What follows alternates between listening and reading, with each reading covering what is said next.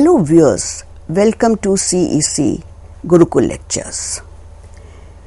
In my previous lecture, I had discussed with you stereochemistry of tartaric acid. There we saw that meso form of tartaric acid was optically inactive in spite of having chiral centers because that molecule had internal mirror plane. That is, one half of the molecule was cancelling optical rotation due to the other half. So, tartaric acid, in spite of having two chiral centers, was optically inactive. So, that means there should be something else which is more important than having chiral centers. That means presence of chiral carbons is not sufficient condition for the molecule to be optically active. The necessary and sufficient condition for the molecule to be chiral is that it must be dissymmetric. That is, it should not have plane of symmetry, center of symmetry, simple axis of symmetry or alternating axis of symmetry. So for this, I shall be discussing some molecules which do not have plane of symmetry, center of symmetry, simple axis of symmetry or alternating axis of symmetry. And they do not have chiral centers also. So when they do not have any element of symmetry, that means that these molecules are dissymmetric.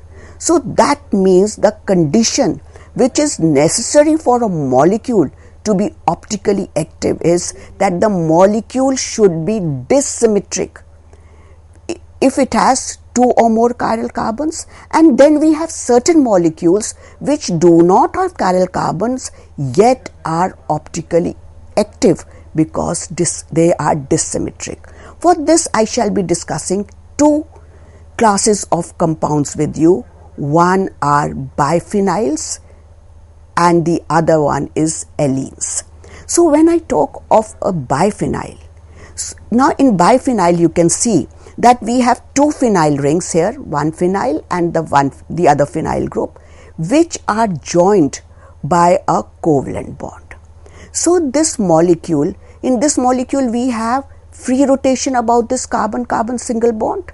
As a result of it, this will have different conformations, and this molecule will not also show geometrical isomerism because here the rotation around this bond, that is carbon-carbon sigma bond, is free.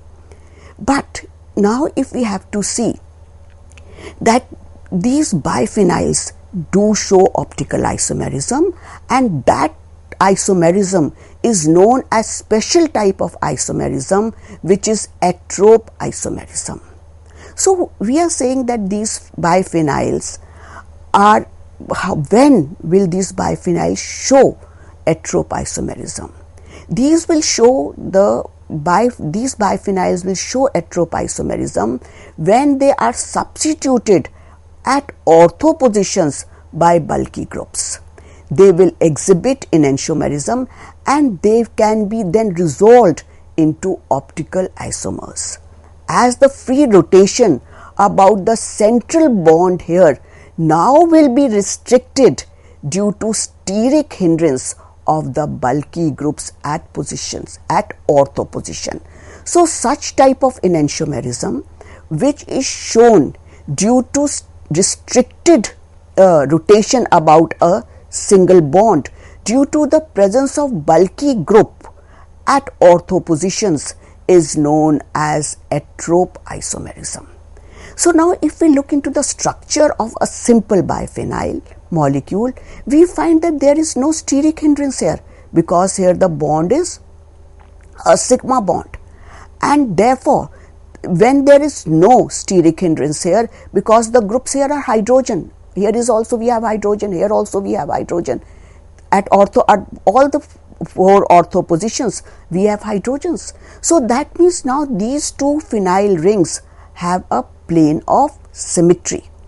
But now if we talk of this molecule in a solution or in a vapor phase, then two rings are twisted by an angle of 45 degrees with respect to each other. And because of this, why are they twisted at 45 degrees? Because now here there is slight steric interaction between the 2 dash and 6 dash pairs of hydrogens. So there is slight restriction to the free rotation. But the restriction is not that high that we can isolate the two forms. So what are the conditions necessary for a molecule, for this biphenyl molecule to show heteroisomerism? The biphenyl rings should be ortho-substituted. That is, we should have some substituents at the ortho positions of both the rings. And the second thing that is important is that these ortho substituents should be bulky, they should be large in size, and they should be different. That is, if one is X, other should be Y. These groups should be different, that both the rings should be differently substituted. If they are differently substituted, this molecule will not have plane of symmetry. And if it does not have plane of symmetry, it will be optically active. So now we say, if we have to resolve these biphenyls, it is necessary that the rings should have different ortho substituents on each ring. If one or both rings contain two identical substituents, the molecule will not be chiral. That is, then in that case molecule will have plane of symmetry, or it will have center of symmetry. It can have any element of symmetry. Because of this, the molecule will become optically active. In other words, what I am trying to tell you is that this molecule will have plane of symmetry. So now let us look into the structure of biphenyls here.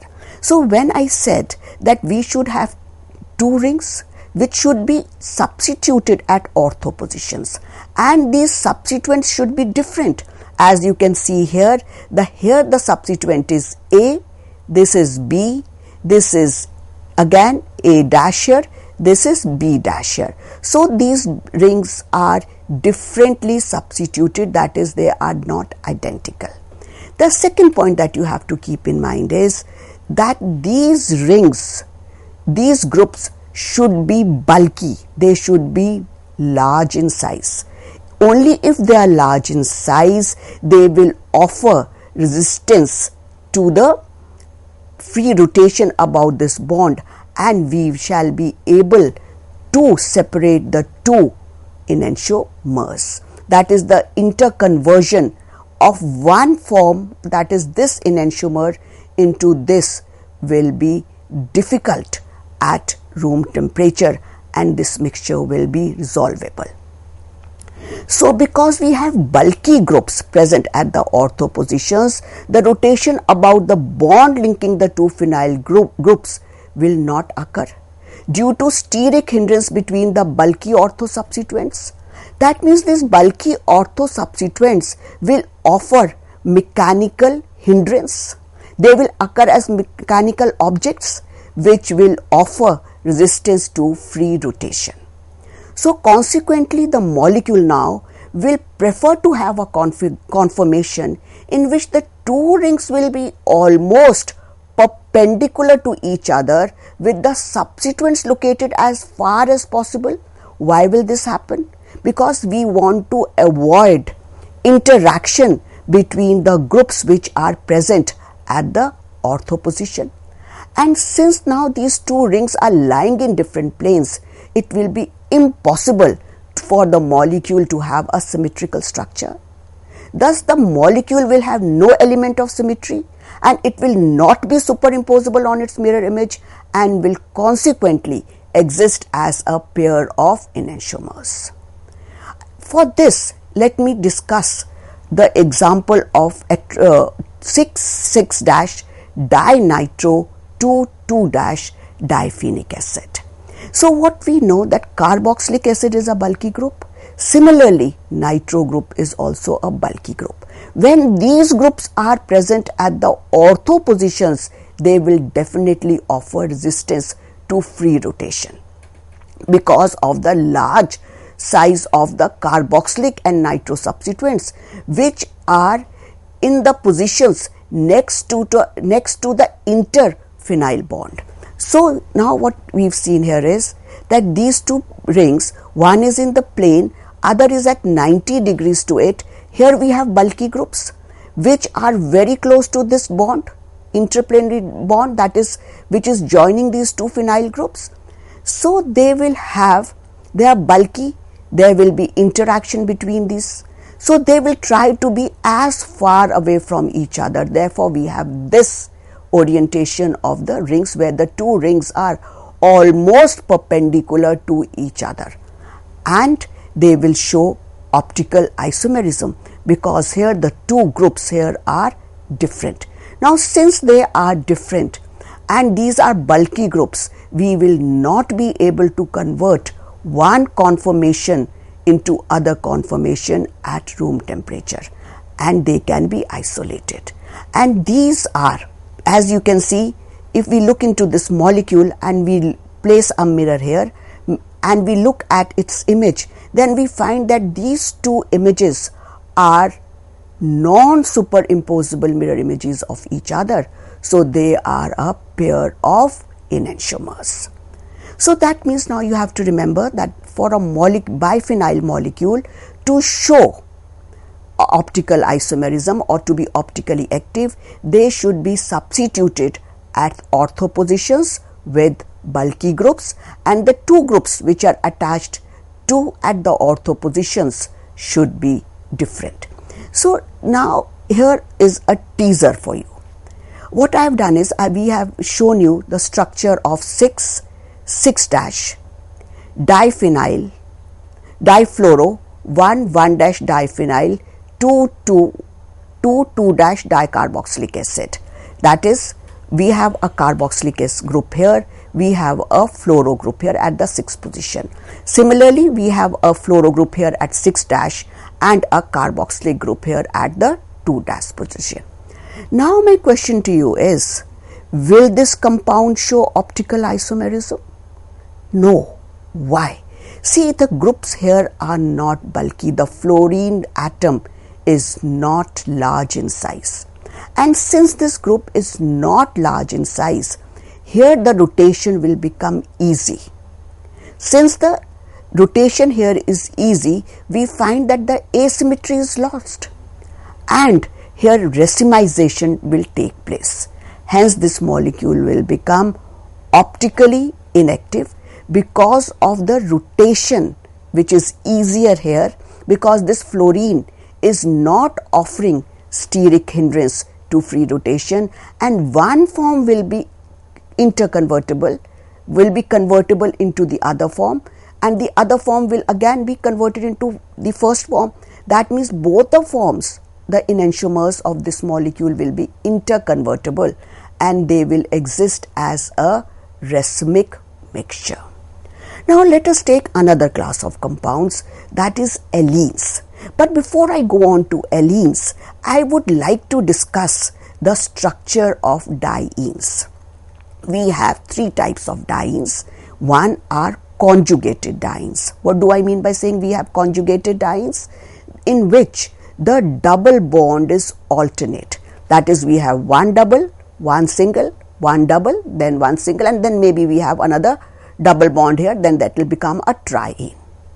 That means this carbon is sp2, this is sp2, this carbon is sp2, and this carbon is sp2. If we go on to the second type of diene that we have is an isolated diene. In isolated diene, the two double bonds are separated by two single bonds. They may be two single bonds or they may be three or four. That means two double bonds are isolated or they are separated by two or more single bonds, and in that case we say that the molecule is an isolated diene. That is, they are double bonds are isolated from each other. Now the third case is a cumulated diene. In cumulated diene, the pi bonds are on adjacent carbon atoms. So when the pi bonds are on adjacent carbon atoms, we say that they are together, that is, they are cumulative. And such dienes are also known as cumulines. Right. Now the question is, which of them will show optical isomerism? Will a conjugated diene show optical isomerism? No, because it is planar in nature. And if it is planar in nature, it will show geometrical isomerism, and in this case we say it's a special type of geometrical isomerism, that is S. Because of the restricted rotation about this bond, we can have geometrical isomers in which the two pi bonds can be on the same side or they can be on the opposite side. Now when we go on to a cumulative diene, in this case you will be surprised to know that this does not have a planar structure. So since it does not have a planar structure, it will not show geometrical isomerism. And as I've already said, that this molecule will have double bond on adjacent carbon atoms in a molecule. So the compound is called as a cumuline and is said to have cumulative double bonds. And the simplest example of cumuline is an allene. When we talk of spatial arrangement of cumulative double bonds in allene, it is such that its terminal groups are perpendicular to each other. That means in this case, the two terminal carbon atoms, as you've already seen, are sp2 hybridized, and since they are sp2 hybridized, they will utilize their 3 hybrid orbitals for forming bonds with 2 hydrogens and a carbon. While the central carbon is sp hybridized and is attached to 2 carbon atoms through these sp hybridized orbitals, forming again sigma bonds. But the central carbon atom, since it is sp hybridized, it has 2 p orbitals available for formation of bond, 2 pi bonds. One of these will overlap to form a pi bond with the p orbital of one of the methylene groups, and the other will overlap in a perpendicular plane with the p orbital of the other methylene group. So this was the summary. Now let me explain the structure with help of an orbital picture here. That is, this carbon here is sp2 hybridized, and these 2 carbons are sp2 hybridized. So first what we see here is that there is a sigma bond formation by the head-on overlap of sp2 hybridized orbital of this carbon and sp hybridized orbital of this carbon, that is second carbon. Similarly here again a sigma bond is formed by head-on overlap of hybridized orbitals of these 2 carbons. Now what we find that this carbon has 1 unhybridized p orbital, this has 2 and this has 1 again. Now we know when we talk of p orbitals, we know there are 3 p orbitals, px, py, pz, and they are at 90 degrees to each other. So if they are at 90 degrees to each other, how will these bond formations take place? Now let me visualize that we find that we have a pi bond here, and this pi bond is formed by lateral overlap of unhybridized p orbitals. Let me assume that this p orbital is px p orbital and it is in the plane of the paper. So this px of this will overlap with px of the central carbon to form a pi bond. But this carbon here still has 1 unhybridized orbital, and we find that this is also forming a pi bond with this carbon. Now since it has already utilized its px orbital here, it cannot use its px orbital here to form a bond. So now let us assume that this carbon is using its pz orbital, and this bond is formed between the lateral overlap of pz orbitals here, that is pz of this carbon of the methylene group and pz of the central carbon. Now this, and we already know that the px and pz are at 90 degrees to each other. That means the planes of the pi bonds of allenes are perpendicular to each other. That means this is in the plane of the paper and this is not in the plane, this is out of plane. Now let us look into the formation of sigma bonds, that this carbon is forming 2 sigma bonds here. And we know that when sigma bond is formed, it is always formed in a direction which is perpendicular to the direction of the pi bond. So that means these pi bonds will be in the plane of the paper. Since this is not in these sigma bonds will be in the plane of the paper, since the pi bond here is not in the plane of the paper. And similarly we find that this is in the plane of the paper, here the pi bond. So these sigma bonds will be out of the plane. That means out of the 7 carbon atoms which are taking part in bond formation here, 5 are in the plane of the paper and 2 are not in the plane. That means the overall molecule is now non-polar, and the 2 ends of the allene molecule are also perpendicular to each other. That these 2 groups are also, the terminal groups are also orthogonal, and the 2 pi bonds are also at 90 degrees to each other. So this molecule is, what can I say, that this molecule is non-planar. So now the question arises, will this molecule be optically active? That is 1,2 propadiene? No, because here the substituents are same. So what is the condition which will make this molecule now optically active? So condition number 1 is that the molecule is non-polar. The condition number 2, which is the important condition here, that is these 2 groups which are attached to the terminal carbons, they should be different. That is, this is A group, this is B here, and similarly here we have a group and a B group. So now these are forming non-superimposable mirror images of each other in spite of having no chiral carbon atoms, and they will exist as a pair of enantiomers. Here again I have taken an example of 2,3-pentadiene, which will also be optically active because the terminal carbons here are attached to 2 groups. That is, one group is hydrogen, the other is methyl. Here again one group is methyl and the other is hydrogen. And as we've already said, that these groups will be, this molecule will be overall non-planar. This will be because it does not, the 2 groups, that is the 2 pi bonds are at 90 degrees to each other. These groups, terminal groups, are also orthogonal, and since the molecule is having 2 different groups attached here and 2 different groups attached here, this molecule will not have any element of symmetry and will be optically active in spite of not having chiral carbons.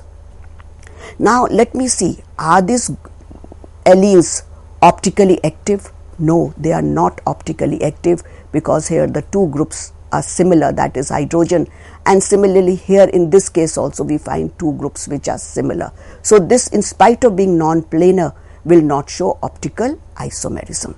And similarly, but these will show optical isomerism because here the groups are different. That is, one carbon is attached to methyl and hydrogen and the other carbon is attached to methyl and chlorine. So the condition for allenes to show optical isomerism is that they should have different, the groups attached to the terminal carbons should be different. Now I want to ask you a question here. Is this molecule optically active? It is having double bonds in adjacent carbons. Now from this structure and the structures which I have discussed with you before, we find that these, in this case, these are odd number of double bonds. So since they are odd number of double bonds, this molecule will be optically inactive because here the structure will be planar. It has 2 different groups here at this carbon and it has 2 different groups here but it will not be optically active. And again, for preparing these lectures today, I have used these references, these books, that is book by Ellil, Carey, Wade, to prepare my lectures. Thank you so much.